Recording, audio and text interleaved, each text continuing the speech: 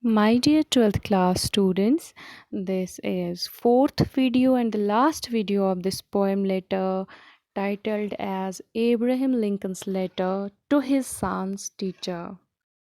We have already covered half portion and now we will end this remaining portion in this video. So, coming to these lines, teach him to sell his brawn and brain to the highest bidders, but never to put a price tag on his heart and soul. Teach him to sell his brawn and brain to the highest bidders. So, Abraham Lincoln tells his son's teacher to teach him, to train him, to sell his strength and intelligence, to present his strength and intelligence in front of those who value it, to the one who is worth it, because not everyone deserves it or not everyone is worth it. So teach my son to present his intelligence, to present his strength in front of the people who on the other side are themselves very intelligent in valuing it. So very so who are worth it, not and not to display his strength, not to display his intelligence in front of everyone, because not everyone present out there is able to value it, is intelligent enough to value his son's intelligence, but never to put a price tag on his heart and soul. And he should be taught to be honest, to have faith in himself, to be very honest, and he should learn not to sell his heart, not to sell his soul for any cost, for any price whatsoever. So, in these lines, Abraham Lincoln tells his son's teacher that teach my son that he should present his intelligence, his strength, his views, his ideas in front of the people who are themselves very intelligent in valuing his son's views, his son's opinions, ideas, intelligence, strength. Not so he should not present his intelligence, his ideas, his opinions, his knowledge in front of everyone, because not everyone is able to, or not everyone is enough intelligent to value his son's intelligence and strength. And moreover, he should be taught honesty, he should be taught that he should not sell his heart and soul for any cost. Teach him to close his ears to howling mob and to stand and fight if he thinks he is right. Treat him gently, but do not cuddle him, because only the test of fire makes fine steel.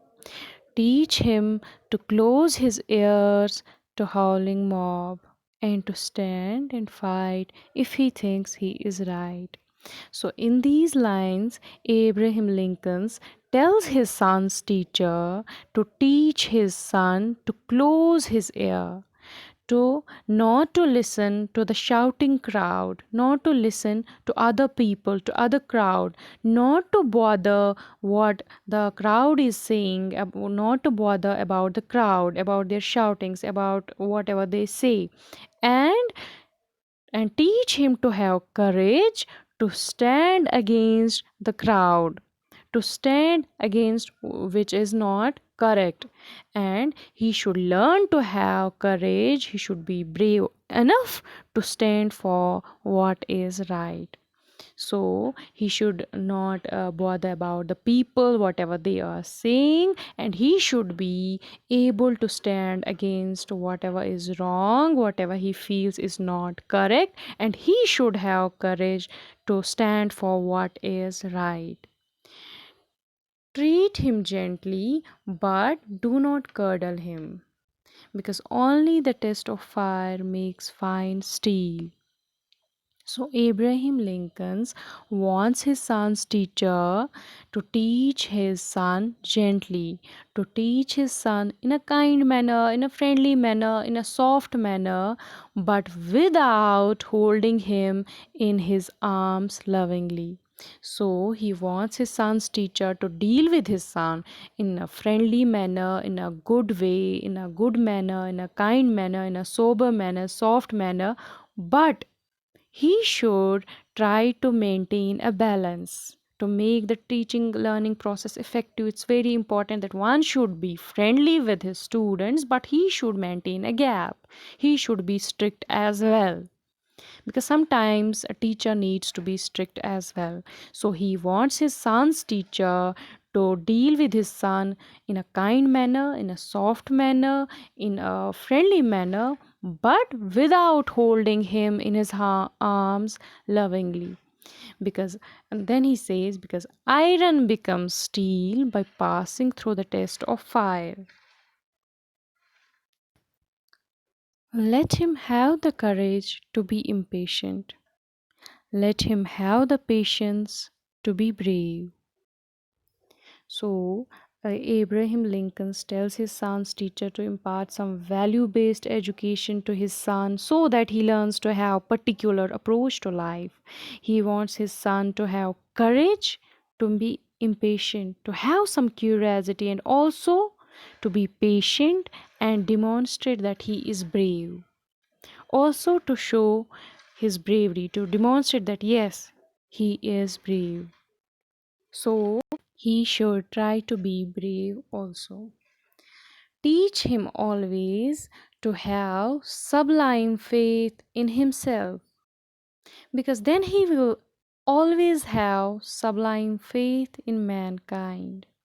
Teach him always to have sublime faith in himself, because then he will always have sublime faith in mankind. This is a big order, but see what you can do. He is such a fine little fellow, my son. So these are the concluding lines of the poem. These are the concluding lines of this poem letter, Abraham Lincoln's letter to his son's teacher, in which he wants his son's teacher to impart some good values in his son so that he learns to have a good approach, a rational approach, a value based approach, a practical approach in life.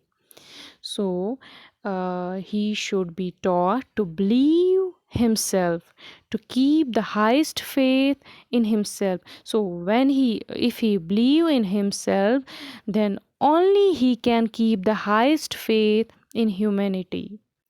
The poet is making a big request here about his son to his teacher. He then tells the teacher that this is a big order, but see what you can do. He is such a fine little fellow, my son. So, Abraham Lincoln is making a big request about his son to his teacher. He then tells the teacher that his son is a fine child and he must try to do whatever he can do to educate him. Whatever he can do in educating him, he must try these techniques, he must try these approaches, he must try these methods while in imparting education to his child. So, so this was all about Abraham Lincoln's letter to his son's teacher. So, in these lines, I will repeat one more time. In these lines, Abraham Lincoln wants his son's teacher to teach him to have curiosity in life, to have patience as well, and to be brave, and to have faith in himself. Only then he can have faith in the humanity. So, this was all about this poem letter. A father's love, we can say, a father's love, his concern uh, for his son, a father's concern for his child to have a rational and practical approach towards life. A father, basically, this father Abraham Lincoln knew a teacher can mold his son. A teacher has a great role in molding and shaping his students. So he requests his son's teacher to impart some value based education to his child. Thank you.